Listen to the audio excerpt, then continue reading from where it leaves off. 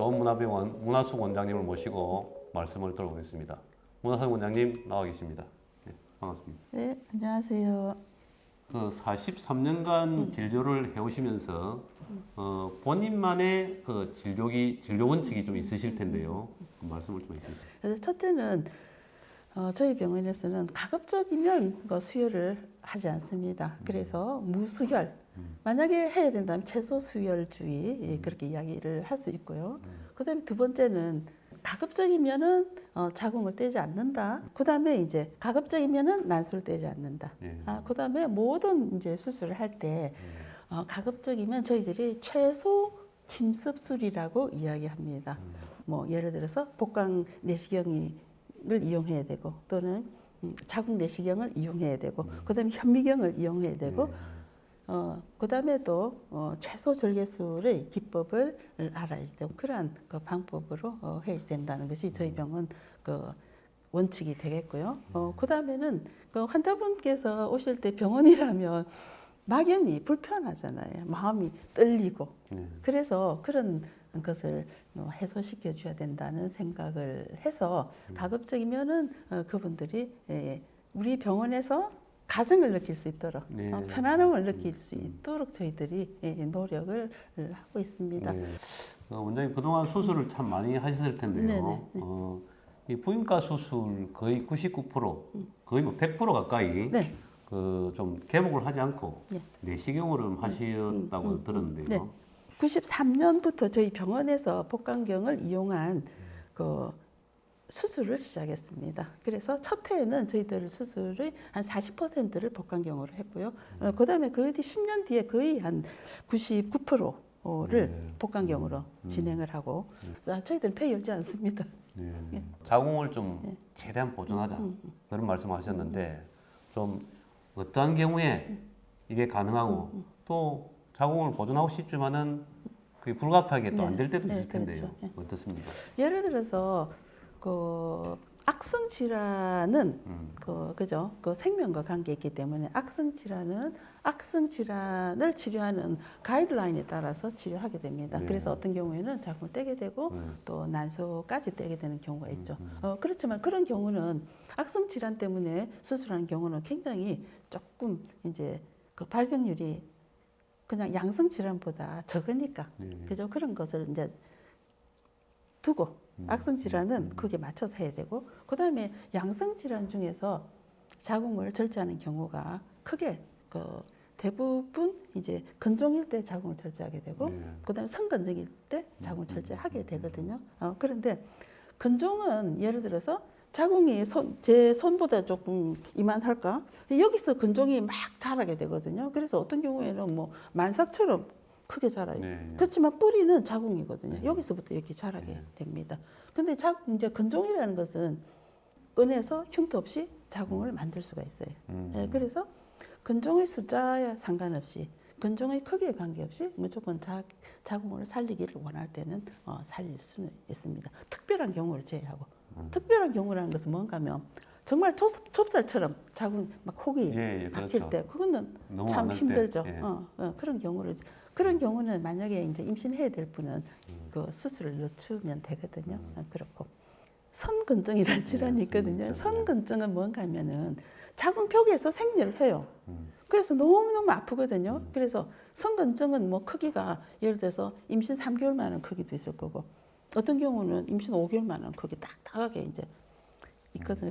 그런데 그분들은 굉장히 아파. 생리통이 너무너무 심해서 뭐 일상생활이 안 되도록 그런 통증을 느끼거든요. 이제 그런 경우에는 일단은 성근증은 걔가 암이 돼서 수술해야 된다는 게 아니고 통증 때문에 어떤 치료를 해야 되거든요. 그래서 뭐 처음에는 뭐 통증 약물로 통증 치료를 하게 되고 그다음에 이제 그 특별히 고안된 치료용 루프가 있어요. 치료용 루프를 안에 그 피임할 때처럼 장치시켜 놓으면 통증이 사라지는 경우가 있거든요. 그거 잘 들으면 괜찮은데 그거마저도 듣지 않고 얘가 이제 성근증은 힘이 대단하거든요. 짜는 힘이 생릴 때 생리혈을 빨리 바깥에 보내요. 짜는 힘이 뭐 엄청 해요. 그래서 안에 그 자궁에 장치를 넣어도 그냥 배출시켜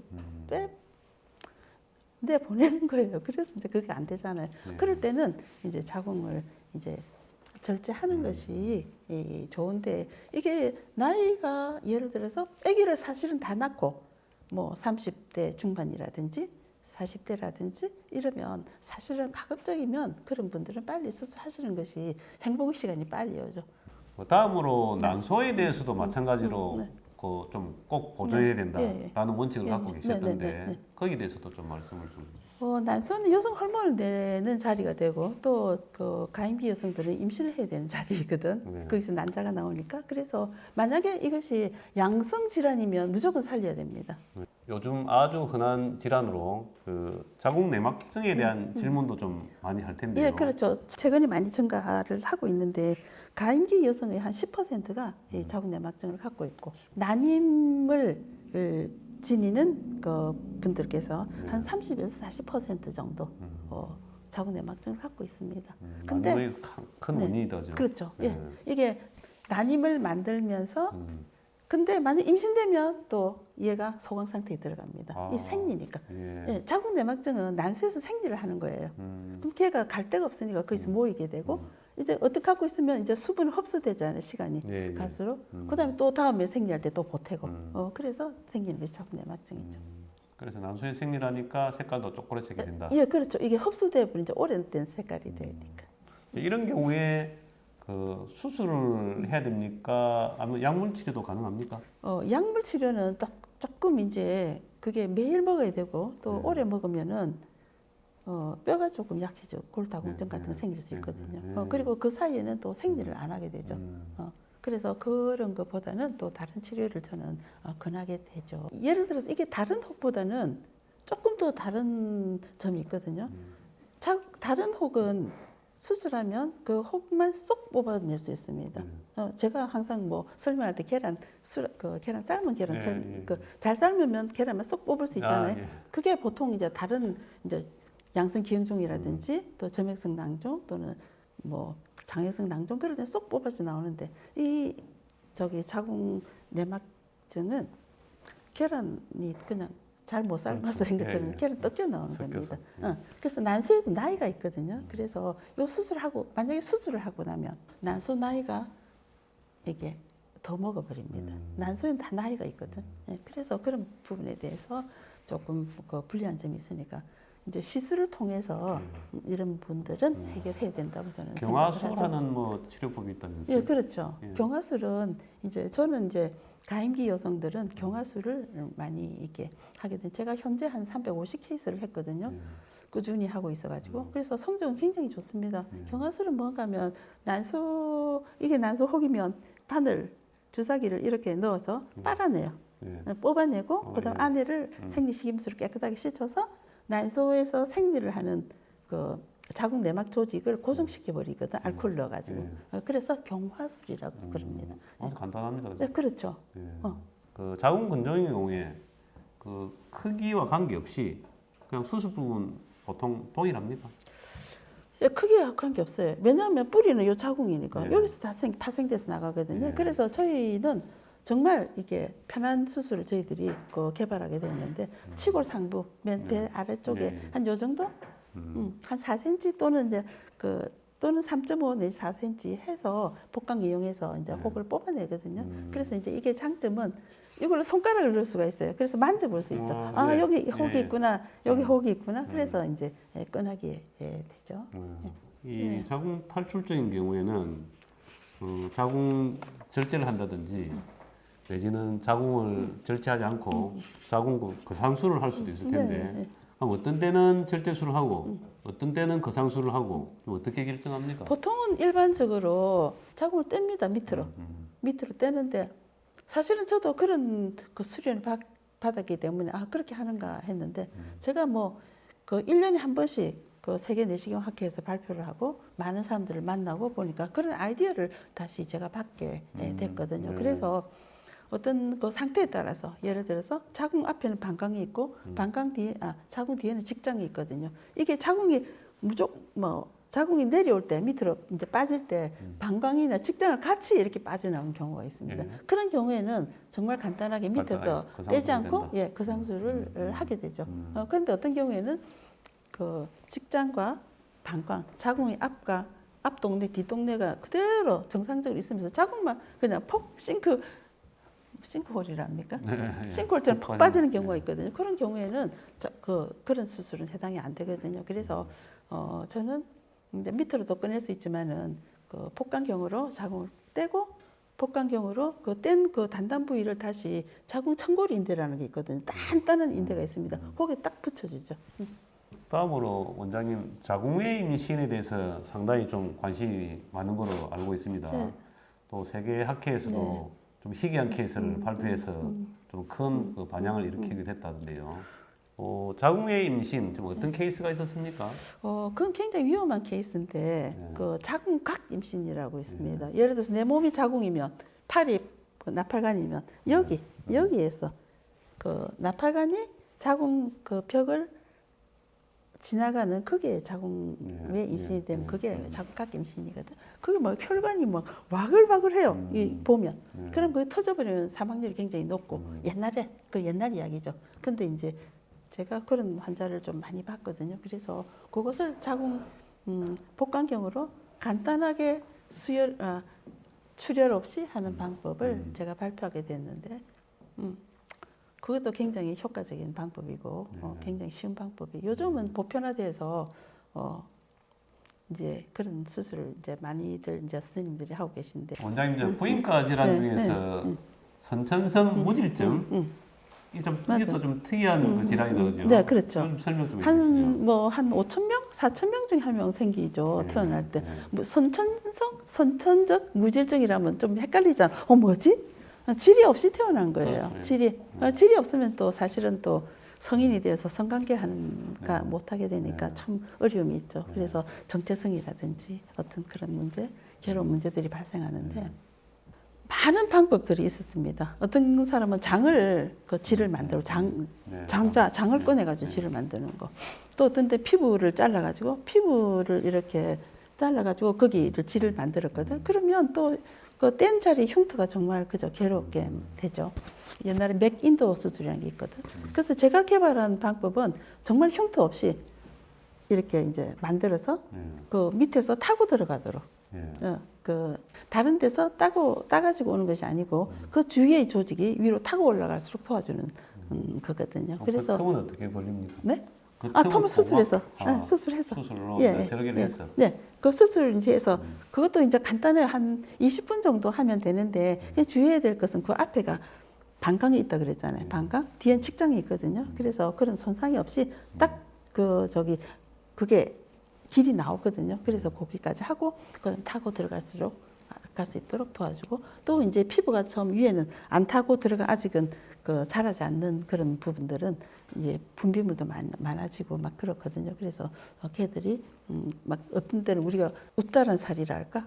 그래서 어떤 사람은 물살이라 할까? 뭐 이런 게 많이 생기거든요. 그런 것을 생기지 않도록 이렇게 도와주는 치료를 하게 되는데 원장님 저 이전에 그 피목적으로 난관을 묶는 난관 결찰술을 많이 그렇죠. 여성들이 했지 않습니까? 저도 했잖아요.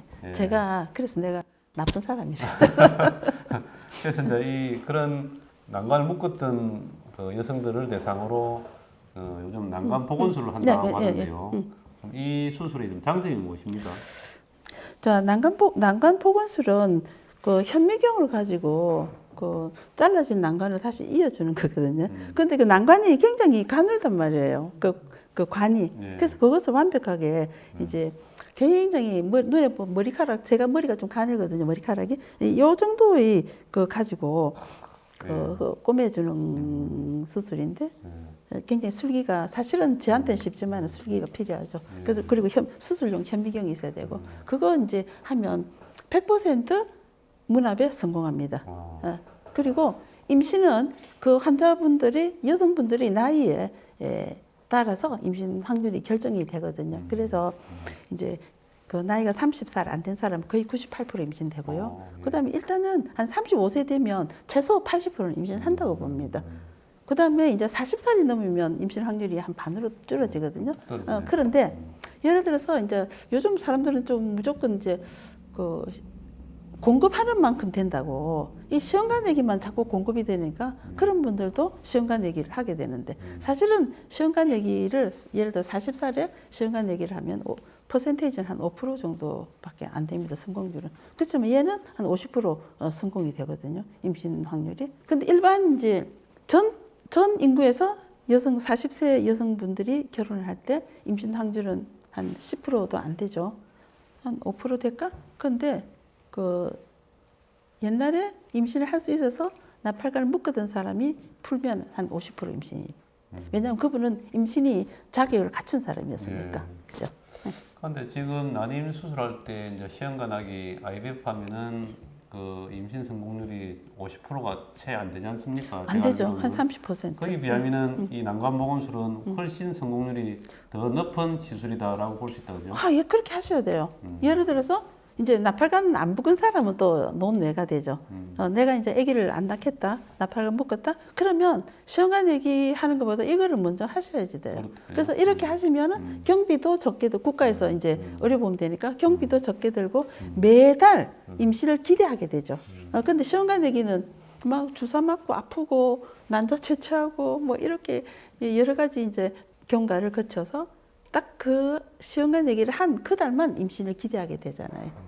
그래서 또 이 세상에도 시험관 얘기하는 그 의사 선생님들은 그분이 그 상대방이 나팔관 묶은 분을 아시게 되거든요. 그분들은 무조건 먼저 미세 현미경 수술로 풀으라고 이렇게 권고를 해주시면 대단히 감사하겠습니다.